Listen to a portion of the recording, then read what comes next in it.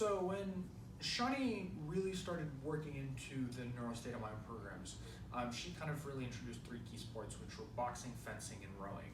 And the interesting thing with all three of those was that those are things that most people generally don't do. You might find a couple people here or there who box or fence or row, but for the most part, having the opportunity to do something new and honestly exciting was empowering.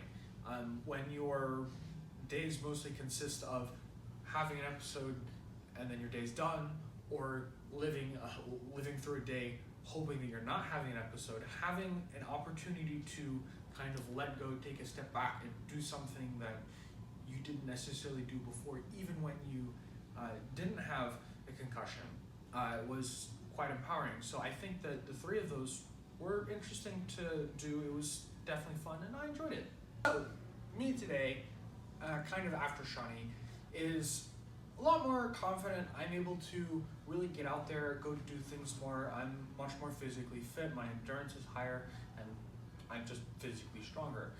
So that's helped in a lot of facets. For one, I'm able to go to college, yay, which is a big improvement from a year and a half ago where we were questioning whether or not I was going to be able to finish high school.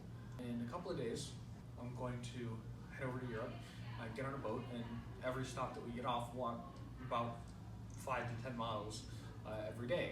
So we're not necessarily worried about those episodes. Maybe it's something that you prepare for a little bit, but it's almost like you're also preparing for Mount Vesuvius to explode. It happens, but you don't expect it. And then finally is that once you kind of get out of that realm, you get to give back. You get to help the people, build a bridge towards people that are in the situation that I was in. And so that's why this summer I volunteered at the Epilepsy Foundation of Texas, and I went to camp for a week, volunteered there, and I'm preparing to go back in the future for 2 weeks every summer to help people that have epilepsy get experiences that I never got to have. And I think that that is something that is really important, if not the most important, is really truly helping people. So before I met Shawnee, I was kind of in this, I would say, an intermittent period. I didn't realize it at the time, but I had kind of come out a couple of years out of the hospital where I had my concussions, but I was still dealing with those after effects, this kind of post-concussive seizure disorder, whatever they called it. I still don't know to this day, and I don't think anyone ever will. But I would effectively lose my legs. I couldn't move them. I guess I could kind of feel them. And then mentally, I just wasn't necessarily all there. My speech was slurred, and I had a very hard time actually comprehending what was going on. And so because of that, it made life hard. I wasn't necessarily having them on a day-to-day basis, but it was something that was an every other day affair. Or if something decided to act up, if maybe just the day's not right, something goes wrong, sensory overload, anything of that nature just would have caused a trigger, and almost always just took the day away because one episode happened and I'm done. So my first concussion was me, I guess, being kind of an idiot.